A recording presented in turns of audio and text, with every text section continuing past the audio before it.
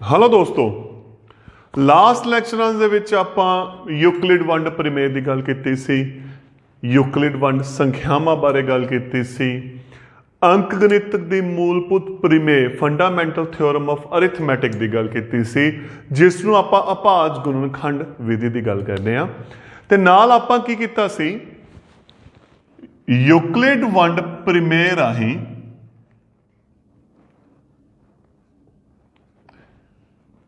महत्व समापवर्तक, अंक गणितक मूलभूत प्रमेय राਹੀਂ महत्व समापवर्तक ਅਤੇ ਲਘੁਤਮ ਸਮਾਪਵਰਤਕ ਆਪਾਂ ਵਿਧੀਆਂ ਦੀ ਗੱਲ ਕੀਤੀ ਸੀ। ਤੇ ਉੱਥੇ ਆਪਾਂ ਗੱਲ ਕੀਤੀ ਸੀ ਅਸਲ ਦੇ ਵਿੱਚ ਜਿਹੜੀਆਂ ਵਿਧੀਆਂ ਨੇ ਇਹ ਉਹੀ ਵਿਧੀਆਂ ਨੇ ਜਿਹੜੀਆਂ ਆਪਾਂ 6ਵੀਂ ਕਲਾਸ ਦੇ ਵਿੱਚ ਕਰਦੇ ਆ ਰਹੇ ਹਾਂ। ਤੇ ਜੋ ਯੂਕਲਿਡ ਵੰਡ ਪ੍ਰਮੇय ਸੀ ਉਹ ਕਿਹੜੀ ਸੀ, ਜੋ ਲੌਂਗ ਡਿਵੀਜ਼ਨ ਲੰਬੀ ਵੰਡ ਵਿਧੀ ਹੈ ਉਹ ਸੀ। ਅੰਕ ਗਣਿਤਕ ਮੂਲਭੂਤ ਪ੍ਰਮੇय ਕੀ ਸੀ, ਜਿਹੜੀ ਅਭਾਜ ਗੁਣਨਖੰਡ ਵਿਧੀ ਹੈ, ਪ੍ਰਾਈਮ ਫੈਕਟਰਾਈਜ਼ੇਸ਼ਨ ਵਿਧੀ ਹੈ, ਇਹ ਉਹ ਵਿਧੀ ਸੀ।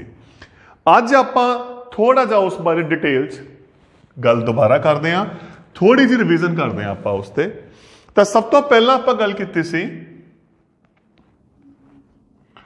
ਯੂਕਲਿਡ ਵੰਡ ਪ੍ਰਮੇय ਰਾਹੀਂ महत्व समापवर्तक HCF और GCD हाईएस्ट कॉमन फैक्टर या ग्रेटेस्ट कॉमन डिवाइजर पता करना।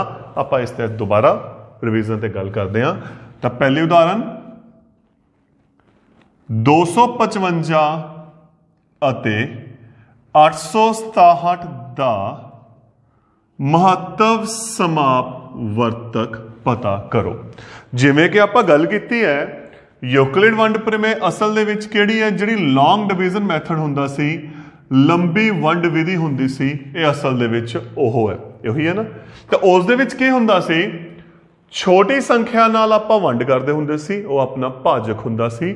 ਤੇ ਵੱਡੀ ਸੰਖਿਆ ਆਪਣੀ ਕੀ ਹੁੰਦੀ ਸੀ, ਭਾਜਫਲ ਹੁੰਦੀ ਸੀ। ਛੋਟੀ ਸੰਖਿਆ 255, ਭਾਜਫਲ ਵੱਡੀ ਸੰਖਿਆ 867। ਤਾਂ ਹੁਣ ਇੱਥੇ ਆਪਾਂ 255 ਦਾ ਪਹਾੜੇ ਦੀ ਗੱਲ ਕਰਨੀ ਹੈ। ਤੇ ਨੋ ਡਾਊਟ 255 ਦੇ ਪਹਾੜੇ ਨੂੰ ਜਦੋਂ ਆਪਾਂ ਪੜਾਂਗੇ ਕਿਤੇ ਕਿਤੇ ਸਮੱਸਿਆ ਆਊਗੀ ਤਾਂ ਆਪਾਂ ਨੂੰ ਚੈੱਕ ਕਰਦੇ ਹਾਂ। 255 ਦੀ 1 ਨਾਲ ਗੁਣਾ ਕੀਤੀ 255, 255 ਦੀ 2 ਨਾਲ ਗੁਣਾ ਕੀਤੀ 5 ਦੂਣੀ 10 1 510, 255 ਦੀ 3 ਨਾਲ ਗੁਣਾ ਕੀਤੀ 5 ਤੀਏ 15 1 5 ਤੀਏ 15 ਤੇ 16 1 765। 255 ਦੀ 4 ਨਾਲ ਦੇਖੋ ਹੱਲ ਕਰੇ, ਸੰਖਿਆਵਾਂ ਛੋਟੀਆਂ ਚੱਲ ਰਹੀਆਂ ਤਾਂ ਉਵੇਂ ਦੀ ਉਵੇਂ ਆਪਾਂ ਨੂੰ ਅੱਗੇ ਲੈ ਕੇ ਚੱਲਦੇ ਹਾਂ। 5 ਚੌਕਾ 20 0 2, 5 ਚੌਕਾ 20 ਤੇ 2 22 2, 4 ਦੂਣੀ 8 ਤੇ 2 10। ਤਾਂ ਇਹਦਾ ਮਤਲਬ ਆ ਛੋਟੀ ਆ ਗਈ ਨਾ। ਤਾਂ ਕਿੰਨੇ ਪਹਾੜੇ ਤੇ ਗਈ, 3 ਤੇ। 255 ਤੀਆ 765 ਘਟਾ ਕੀਤਾ, 7 ਚੋਂ 5 ਘਟਾਏ 2, 6 ਚੋਂ 6 ਘਟਾਏ 0, 8 ਚੋਂ 7 ਘਟਾਏ 1। ਇਹ ਹੋ ਗਿਆ ਪਹਿਲਾ ਸਟੈਪ। ਭਾਜਕ, ਭਾਜਫਲ, ਭਾਗਫਲ, ਬਾਕੀ। ਤਾਂ ਲੰਬੀ ਵੰਡ ਵਿਧੀ ਕੀ ਕਹਿੰਦੀ ਸੀ, ਬਾਕੀ ਬਣ ਜਾਂਦਾ ਭਾਜਕ, ਇਹੀ ਸੀ ਨਾ, ਤੇ ਭਾਜਕ ਬਣ ਜਾਂਦਾ ਭਾਜਫਲ। 102 ਦੀ ਗੁਣਾ ਕਰਦੇ ਆ ਪਹਾੜਾ, ਪਹਿਲਾਂ 102 ਏਕਮ 102, 102 ਦੂਣਾ 204, 102 ਤੀਆ 306। ਤਾਂ ਕਲੀਅਰ ਹੈ। ਇਹਨਾਂ ਚੋਂ ਆ ਛੋਟਾ ਇੱਥੇ ਆ ਗਿਆ 102 ਦੂਣੀ 204, 5 ਚੋਂ 4 ਘਟਾਏ 1, 5 ਚੋਂ 0 ਘਟਾਈ 5, 2 ਚੋਂ 2 ਘਟਾਏ 0। ਤਾਂ ਹੁਣ ਜਿਹੜਾ ਬਾਕੀ ਆਪਣੇ ਕੋਲ ਕੀ ਬਣ ਗਿਆ, 51 ਬਣ ਗਿਆ। ਇਹ ਕੀ ਬਣ ਜੂਗਾ ਅਗਲੇ ਸਟੈਪ ਦੇ ਲਈ, ਭਾਜਕ, ਤੇ ਭਾਜਕ ਕੀ ਬਣ ਜੂਗਾ, ਭਾਜਫਲ। 51 ਦਾ ਪਹਾੜਾ ਪੜਾਂਗੇ 51 ਦੂਣੀ 102, ਇਹ ਕੱਟ ਗਿਆ। ਆਪਣੇ ਕੋਲੇ ਆ ਹੱਲ ਕੀਤਾ। ਤੇ ਦੇਖੋ ਜਦੋਂ ਹੱਲ ਕੀਤਾ ਇਹ ਕਿੰਨੇ ਸਟੈਪਾਂ ਦੇ ਵਿੱਚ ਹੱਲ ਹੋਇਆ। ਸਭ ਤੋਂ ਪਹਿਲੀ ਚੀਜ਼ 3 ਸਟੈਪਾਂ ਦੇ ਵਿੱਚ, 1 2 3, 3 ਸਟੈਪਾਂ ਦੇ ਵਿੱਚ ਆਪਾਂ ਕੀ ਕੀਤਾ, ਇਸ ਨੂੰ ਹੱਲ ਕੀਤਾ। ਹੁਣ ਇਹਨੂੰ ਆਪਾਂ ਐਲਗੋਰਿਥਮ ਦੇ ਰੂਪ ਦੇ ਵਿੱਚ ਲਿਖਾਂਗੇ। ਵੰਡ ਜੋ ਐਲਗੋਰਿਥਮ ਹੁੰਦਾ, ਪ੍ਰਮੇय ਹੁੰਦਾ, ਉਹ ਅਸਲ ਦੇ ਵਿੱਚ ਕੀ ਸੀ? ਯਾਦ ਕਰੋ, ਆਪਾਂ ਰਿਵੀਜ਼ਨ ਕੀਤੀ ਜੋ 6ਵੀਂ ਕਲਾਸ 'ਚ ਆਪਾਂ ਵੰਡ ਕਰਦੇ ਹੁੰਦੇ ਸੀ। ਭਾਜਫਲ ਬਰਾਬਰ ਭਾਜਕ ਗੁਣਾ ਭਾਗਫਲ ਪਲੱਸ ਬਾਕੀ, ਇਹੀ ਸੀ ਨਾ। ਪਹਿਲਾ ਸਟੈਪ, ਭਾਜਫਲ ਹੋ ਗਿਆ 867,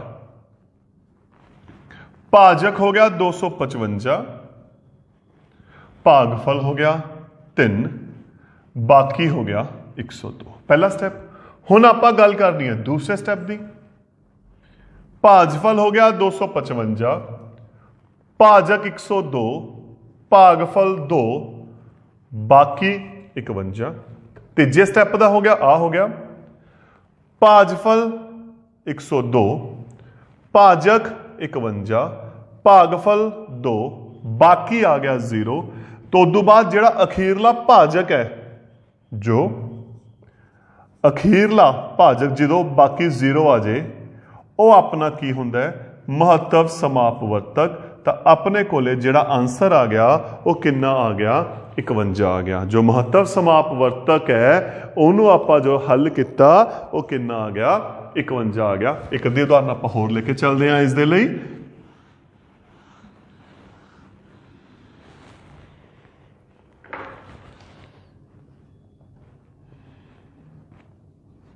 ਬਹੱਤਰ ਅਤੇ 264 ਦਾ ਮਹੱਤਵ ਸਮਾਪਵਰਤਕ ਪਤਾ ਕਰੋ।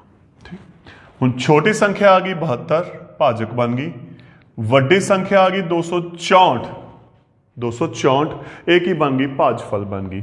ਤਾਂ 72 ਦਾ ਪਹਾੜਾ, 72 ਨੂੰ 1 ਨਾਲ ਗੁਣਾ ਕੀਤੀ 72, 72 ਨੂੰ 2 ਨਾਲ ਗੁਣਾ ਕੀਤੀ 144, 72 ਨੂੰ 3 ਨਾਲ ਗੁਣਾ ਕੀਤੀ 216, 72 ਨੂੰ 4 ਨਾਲ ਗੁਣਾ ਕਰਾਂਗੇ 288। ਤਾਂ ਫਿਰ ਆਪਾਂ ਉਰੇ ਕਿੰਨੇ ਨਾਲ ਗੁਣਾ ਕੀਤੀ? 3 ਨਾਲ, 216। ਘਟਾ ਕਰਾਂਗੇ ਕਿੰਨਾ ਆ ਗਿਆ? ਬਾਕੀ 48 ਆ ਗਿਆ। ਤਾਂ 48 ਕੀ ਬਣ ਗਿਆ? ਭਾਜਕ। 72 ਬਣ ਗਿਆ ਭਾਜਫਲ। 48 ਏਕਮ 48, ਘਟਾ ਕੀਤਾ, ਬਾਕੀ ਕਿੰਨਾ ਆ ਗਿਆ? 24। ਹੁਣ ਇਹ ਬਣ ਗਿਆ ਭਾਜਕ, ਇਹ ਹੋ ਗਿਆ ਭਾਜਫਲ। 24 ਦੂਣੀ 48। ਤਾਂ ਜਦੋਂ ਇਹਨੂੰ ਆਪਾਂ ਹੱਲ ਕੀਤਾ, 3 ਸਟੈਪਾਂ ਦੇ ਵਿੱਚ ਆਪਣਾ ਇਹ ਕੁਐਸਚਨ ਹੱਲ ਹੋ ਗਿਆ। ਤੇ ਆਪਾਂ ਨੂੰ ਪਤਾ ਹੈ ਜੋ ਯੂਕਲਿਡ ਵੰਡ ਪ੍ਰਮੇय ਹੈ ਉਹ ਕੀ ਕਹਿੰਦਾ ਹੈ?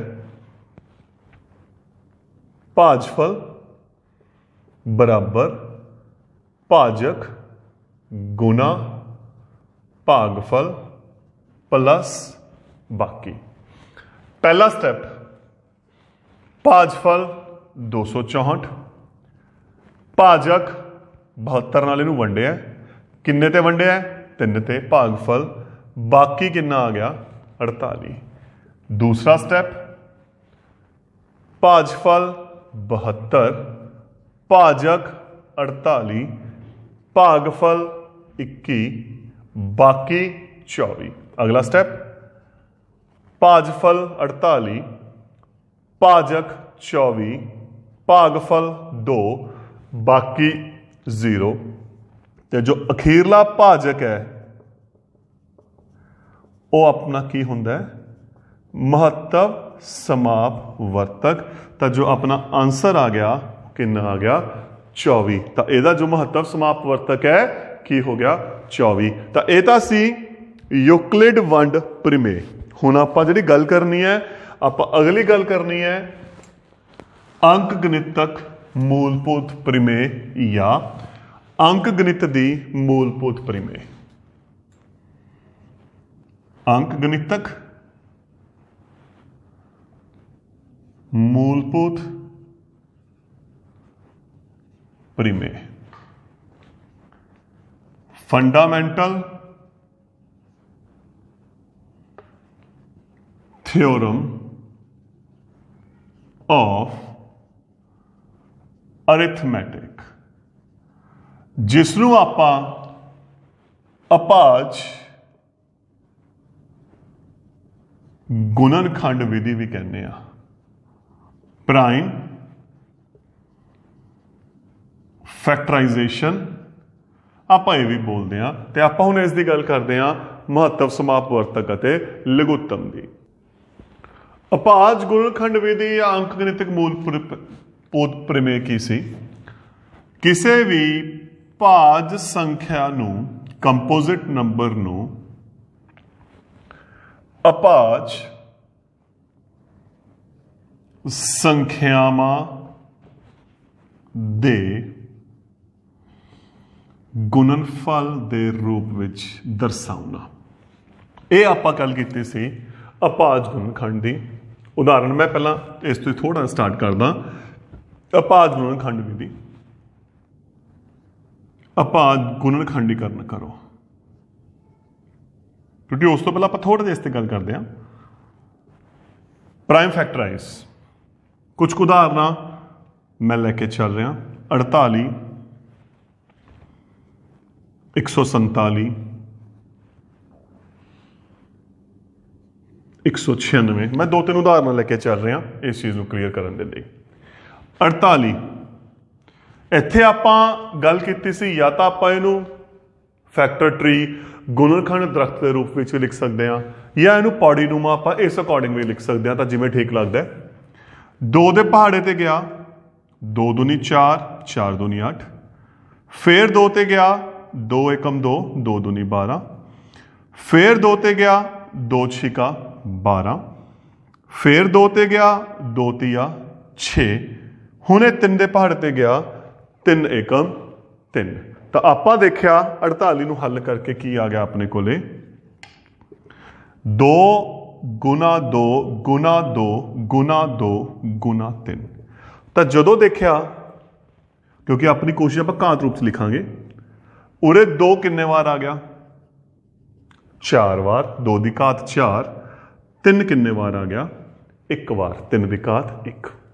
ਹੁਣ ਜਦੋਂ ਆਪਾਂ 147 ਦੀ ਗੱਲ ਕਰਨੀ ਹੈ, 147, ਹੁਣ ਇਹਨੂੰ ਆਪਾਂ ਚੈੱਕ ਕਰਨਾ ਹੈ, ਕਿਉਂਕਿ ਪਿੱਛੇ ਟਾਂਕ ਸੰਖਿਆ ਆ ਗਈ ਤਾਂ 2 ਦੇ ਪਹਾੜੇ ਤੇ ਨਹੀਂ ਜਾਂਦਾ, ਇਹ ਜਾਣਾ 3 ਤੇ। ਕਿਵੇਂ ਪਤਾ ਲੱਗਿਆ ਮੈਨੂੰ? ਇਹਦੇ ਅੰਕ ਜੋੜੋ। 1 ਤੇ 4 5, 5 ਤੇ 7 12, ਤੇ ਜਿਹੜਾ ਜੋੜ ਹੈ 3 ਦੇ ਪਹਾੜੇ ਤੇ ਵੰਡਿਆ ਜਾਂਦਾ ਹੈ, ਤਾਂ ਇਸ ਕਰਕੇ 3 ਤੇ ਵੰਡਿਆ ਜਾਓ। 4 ਤੀਏ 12, 2 ਬਚ ਗਏ, 7 27, 9 ਤੀਆ 27। ਇਹ ਕਿਸ ਤੇ ਵੰਡਿਆ ਗਿਆ? 7 ਤੇ। 7 ਤੋਂ 7 49, ਇਹ ਕਿਸ ਤੇ ਵੰਡਿਆ ਗਿਆ? 1 ਤੇ। ਤਾਂ ਫਿਰ 147 ਕੀ ਆ ਗਿਆ? ਦੇਖੋ ਧਿਆਨ ਨਾਲ, 3 ਆ ਗਿਆ 1 ਵਾਰ, 7 ਆ ਗਿਆ 2 ਵਾਰ, ਹੈ ਨਾ? ਇਹੀ ਆ ਗਿਆ। ਹੁਣ ਆਪਾਂ ਗੱਲ ਕਰਨੀ ਹੈ 196 ਦੀ। ਪਹਿਲਾਂ 2 ਦੇ ਪਹਾੜੇ ਤੇ ਵੰਡਿਆ ਗਿਆ, 9 ਦੂਣੀ 18, 1 ਬਚਿਆ, 6 16, 8 ਦੂਣੀ 16। ਹੁਣ ਫੇਰ 2 ਤੇ ਵੰਡਿਆ, 4 ਦੂਣੀ 8, 18, 9 ਦੂਣੀ 18। ਹੁਣ ਇਹ 7 ਤੇ ਗਿਆ, 7 ਤੋਂ 7 49, ਇਹ 7 ਤੇ ਗਿਆ 1, ਤਾਂ ਜੋ 196 ਆ ਗਿਆ, 2 ਆ ਗਿਆ 2 ਬਾਰ, 7 ਆ ਗਿਆ 2 ਬਾਰ। ਤਾਂ ਇਹ ਸੀ ਆਪਣਾ ਅਭਾਜ ਗੁਣਨਖੰਡੀਕਰਨ, ਪ੍ਰਾਈਮ ਫੈਕਟਰਾਈਜ਼, ਜਿਸ ਤੇ ਆਪਾਂ ਛੋਟੀ ਦੀ ਚਰਚਾ ਕੀਤੀ ਹੈ। ਹੁਣ ਆਪਾਂ ਅਗਲੀ ਜੋ ਗੱਲ ਕਰਨੀ ਹੈ ਮੇਨ, ਕਿਉਂਕਿ ਆਪਾਂ ਇਸ ਦੀ ਸਹਾਇਤਾ ਨਾਲ ਅੰਕ ਗਣਿਤਕ ਮੂਲਭੂਤ ਪ੍ਰਮੇय ਰਾਹੀਂ, ਅਭਾਜ ਗੁਣਨਖੰਡ ਰਾਹੀਂ ਮਹੱਤਵ ਸਮਾਪਵਰਤਕ ਅਤੇ ਲਘੁੱਤਮ ਸਮਾਪਵਰਤਕ ਦੀ ਗੱਲ ਕਰਨੀ ਹੈ। ਹੁਣ ਕੱਢਣਾ ਕਿਵੇਂ ਹੈ? ਦੇਖੋ ਵੰਡ ਵਿਧੀ 'ਚ ਤਾਂ ਆਪਾਂ ਸਟੈਪ ਬਾਏ ਸਟੈਪ ਕਰਕੇ ਐਂਡ ਤੇ ਜਿਹੜਾ ਅਖੀਰਲਾ ਭਾਜਕ ਸੀ ਉਹ ਆਪਣੇ ਕੋਲੇ ਮਹੱਤਵ ਸਮਾਪਵਰਤਕ ਆ ਜਾਂਦਾ ਸੀ, ਜੋ ਕੰਪਲੀਟ ਬਣਦਾ ਸੀ। ਲੇਕਿਨ ਇੱਥੇ ਬੜੀ ਵਧੀਆ ਗੱਲ ਹੈ। ਮਹੱਤਵ ਸਮਾਪਵਰਤਕ ਕੀ ਕਹਿੰਦਾ ਹੈ? ਸਾਂਝੇ ਗੁਣਨਖੰਡਾਂ ਦੀ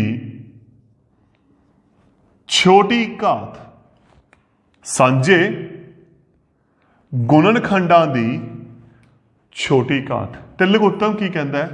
ਸਾਰੇ। ਦੇਖੋ ਕਿੰਨਾ ਫਰਕ ਹੈ, ਉਰੇ ਸਾਂਝੇ ਸੀ, ਇੱਥੇ ਕੀ ਹੈ? ਸਾਰੇ। ਸਾਰੇ ਗੁਣਨਖੰਡਾਂ ਦੀ ਵੱਡੀ ਘਾਤ। ਆ 2 ਵਰਡ ਬੜੇ ਇੰਪੋਰਟੈਂਟ ਨੇ, ਮੈਂ ਤਾਂ ਹੀ ਇਹਨਾਂ ਨੂੰ ਗੋਲ ਚੱਕਰ 'ਚ ਪਾ ਰਿਹਾ। महत्व समापवर्तक सी सांझे गुणनखंडां दी छोटी घात। पहला आपां सांझे गुणनखंड देखांगे, उस तो बाद ये देखांगे घात छोटी किस दी है। फिर लघुत्तम दे विच की करांगे, आपां सारे लैके चलांगे, उस तो बाद देखांगे उहदे विच जिहड़ी वड्डी घात किस दी है। उदाहरण एक मैं छोटी जी उदाहरण लेके चलदा, 18 अते 48 दा महत्व समापवर्तक अते लघुत्तम समापवर्तक पता करो। हल 18 पहला आप 18 के गुणनखंड बनाने, 2 के पहाड़े ते गया 9, 9 दूनी 18, 3 ते गया 30 30 9, 3 ते गया 1, 48 ते बनाने, 2 ते 2 दूनी 4, 4 दूनी 8, फिर 2 ते 2 एकम 2, 2 दूनी 4, फिर 2 ते 6 दूनी 12, फिर 2 ते 3 दूना 6, फिर 3 ते 1, है ना। इनू घात रूप च लिखो। 18 किहदे बराबर है, 2 आ गया एक बार, 3 आ गया 2 बार, है ना। देखो एक लिखने की लोड़ नहीं, क्यों, क्योंकि आपां अभाज गुणनखंडीकरण करना है, उत्थे लिखिया हुंदा है, आपां ये लिखते हैं कि अभाज गुणनखंडां दे रूप दे विच ते एक अभाज संख्या नहीं हैगी। 48 2 आ गया 4 बार, 3 आ गया 1 बार, है ना। हुण महत्व समापवर्तक की सी, हाँ जी की सी, लाइन पढ़ो उपर की लिखा होया है, की लिखा होया है, सांझे गुणनखंडां दी सांझे गुणनखंडां दी छोटी घात। मैं तुहानूं कहा 2 वर्ड बड़े इंपॉर्टेंट है, पहला ते घात वाला। इत्थे पहला गुणनखंड देखो 2 ते 3 है, सांझे किहड़े है, दोहां दे विच 2 भी पिया, दोहां दे विच 3 भी पिया। पहला सांझे लिख ले, 2 लिख लिया, 3 लिख लिया, क्योंकि दोहां दे विच पिया। हुण आपां किहदी गल करनी है, छोटी घात दी। इत्थे 2 की घात कितनी है, 1, इत्थे 2 की घात कितनी है, 4, तो छोटी घात कितनी होगी, 1। 3 की उरे घात कितनी है, 2, उरे घात कितनी है, 1, छोटी घात किहड़ी होगी, 1। वो किते भी हो सकती है, वो पहली संख्या भी हो सकती है, दूजी। आपां उरे सिर्फ ये शब्द लिखिया छोटी घात, चाहे पहली संख्या च होवे चाहे दूजी, आपां छोटी घात लिखनी है। तो 2 भी 1 बार है, 3 भी 1 बार है, तो जो महत्व समापवर्तक आ गया वो की आ गया, 2 तिया 6। तो यदा मतलब की हो गया, जो महत्व समापवर्तक है वो 18 ते 48 का कितना है, 6 है। हुण आपां गल करनी है लघुत्तम समापवर्तक की। लघुत्तम समापवर्तक की सी, सारे गुणनखंडां दी वड्डी घात। इत्थे किहड़ा, एक तो सारे, एक वड्डी। हुण इत्थे 2 ते 3 ही है, चाहे वो सांझे ने चाहे वो सारे ने, आपां दोने लिख ले। वड्डी घात चाहिए है, उरे घात 1 है, उरे घात 4 है, तो वड्डी कितनी होगी, 4। इत्थे घात 2 है, इत्थे 1 है, वड्डी कितनी होगी, 2। 2 की गुना की 4 बार, 3 की गुना की 2 बार, गुना करते हैं 2 दूनी 4, 4 दूनी 8, 8 दूनी 16, 16 ते 48, 48 तिया 144। तो जिहड़ा लघुत्तम आ गया वो आ गया 144, तो जो महत्व आ गया वो कितना आ गया, 6 आ गया। आप होर उदाहरण लेके चलते हैं क्लीयर करने के लिए इसको।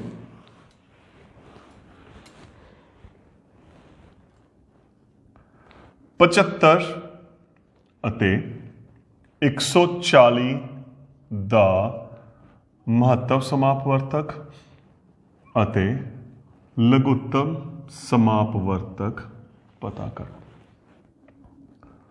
75 गुणनखंड बनाने, 5 के पहाड़े ते गया 15, 5 ते गया 3, 3 ते गया 1, 140, 2 ते गया 70, 2 ਤੇ ਗਿਆ 35, 5 ਤੇ ਗਿਆ 7, 7 ਦੇ ਪਹਾੜੇ ਤੇ ਗਿਆ 1, ਤਾਂ ਜੋ 75 ਆ ਗਿਆ 5 ਆ ਗਿਆ 2 ਬਾਰ, 3 आ गया 1 बार, 140, 2 आ गया 2 बार, 5 आ गया 1 बार, 7 आ गया 1 बार, है ना।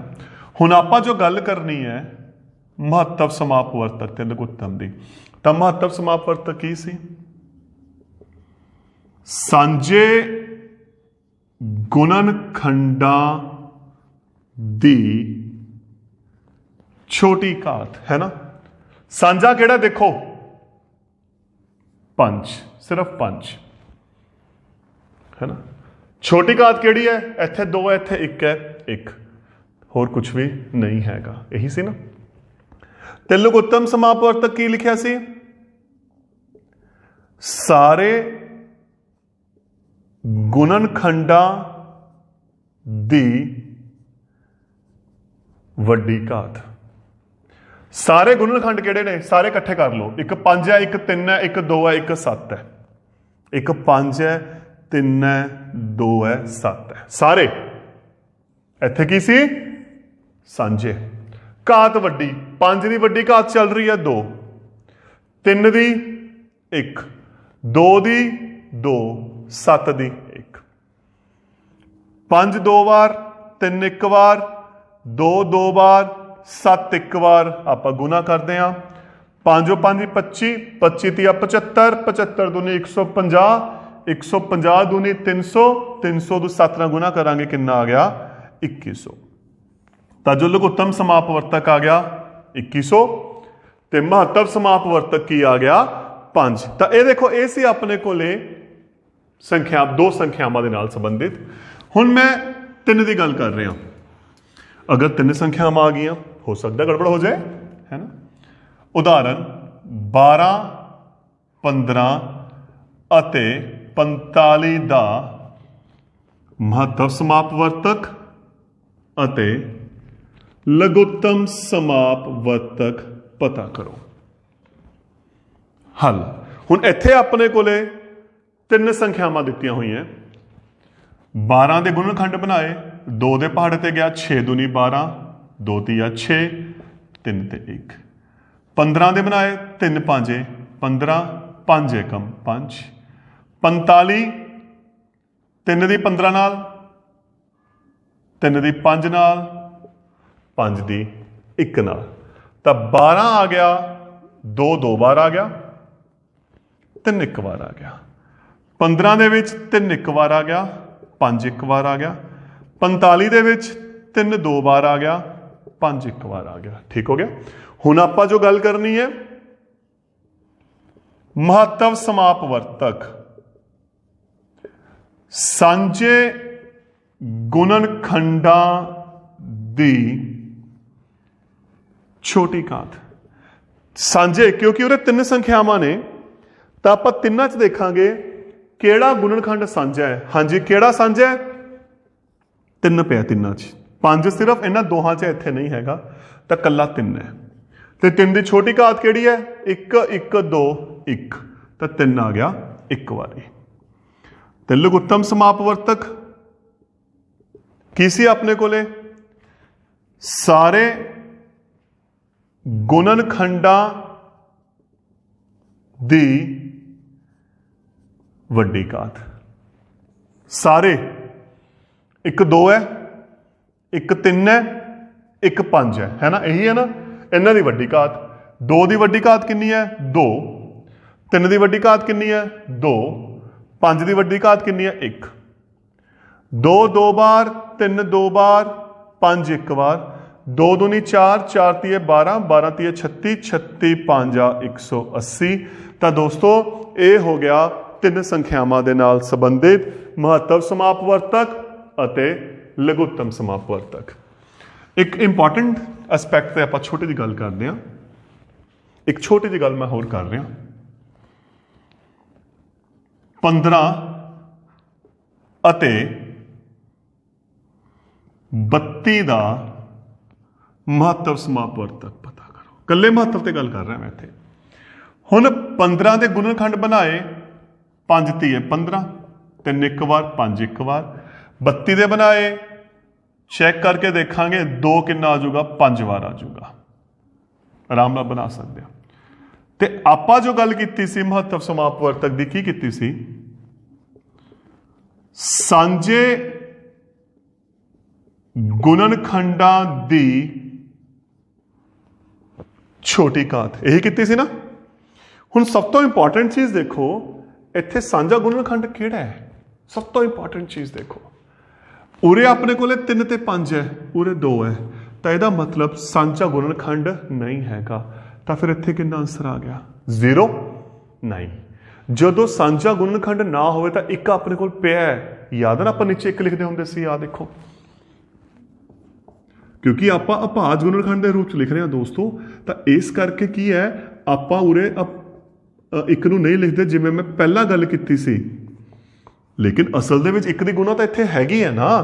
ਤਾਂ ਜਦੋਂ ਕੋਈ ਵੀ ਗੁਣਨਖੰਡ ਸਾਂਝਾ ਨਾ ਹੋਵੇ ਤਾਂ ਉੱਥੇ ਮਹੱਤਵ ਸਮਾਪਵਰਤਕ ਕੀ ਹੁੰਦਾ ਹੈ? 1 ਹੁੰਦਾ ਹੈ। ਤੇ ਜੇ 1 ਹੁੰਦਾ ਹੈ, ਅਜਿਹੀਆਂ ਸੰਖਿਆਵਾਂ ਨੂੰ ਬੋਲਦੇ ਨੇ ਸਹਿ ਅਭਾਜ, ਕੋ ਪ੍ਰਾਈਮ ਨੰਬਰਸ। ਸਹਿ ਅਭਾਜ ਸੰਖਿਆਵਾਂ, ਤਾਂ ਫਿਰ ਸਹਿ ਅਭਾਜ ਸੰਖਿਆਵਾਂ ਕਿਹੜੀਆਂ ਹੋ ਗਈਆਂ? ਜਿਨ੍ਹਾਂ ਸੰਖਿਆਵਾਂ ਦਾ ਅਜਿਹੀਆਂ 2 ਸੰਖਿਆਵਾਂ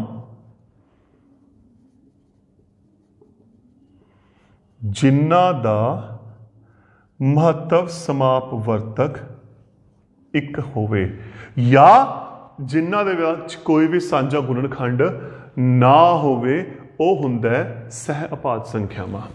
ਇੱਕ ਇੰਪੋਰਟੈਂਟ ਰਿਲੇਸ਼ਨ ਹੈ ਮਹੱਤਵ ਤੇ ਲਘੁੱਤਮ ਦਾ, ਜੋ ਆਪਾਂ ਲਾਸਟ ਲੈਕਚਰਾਂ 'ਚ ਕੀਤਾ ਹੈ।